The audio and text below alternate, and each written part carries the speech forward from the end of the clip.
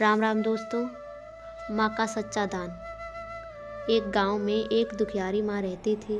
पति का देहांत के बाद उसी ने दिन रात मेहनत करके अपने बच्चों को पाला, खेतों में काम किया, लोगों के घरों में बर्तन मांजे, लेकिन बच्चों की परवरिश में कभी कमी नहीं आने दी। उसने 3 बेटे, 1 बेटी थी।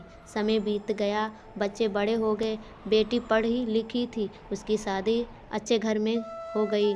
2 बड़े बेटे भी पढ़ लिख कर शहर में नौकरी करने लगे। सबसे छोटा बेटा पढ़ा लिखा नहीं था, लेकिन मेहनत और माँ का बहुत आज्ञाकारी था। वह मजदूरी और छोटे मोटे काम करके घर चलाता था और हमेशा माँ की सेवा करता था। माँ के पास थोड़ी सी जमीन और एक कच्चा मकान था। जब माँ बूढ़ी हो गई तो बड़े बेटे को संपत्ति की चिंता सताने लगी।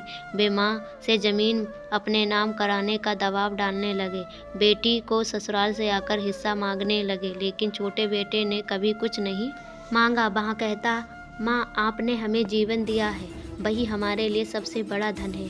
एक दिन माँ ने सभी बच्चों को बुलाया। उसने कांपते हाथों से कागज निकाले और कहा, मैं अपनी ज़िंदगी में बहुत दुख झेले हैं, लेकिन आज मुझे सुकून है। मैं अपनी ज़मीन और संपत्ति अपने बच्चों को बराबर देना चाहती हूँ, बेटी को भी, क्योंकि वह मेरी भी संतान है।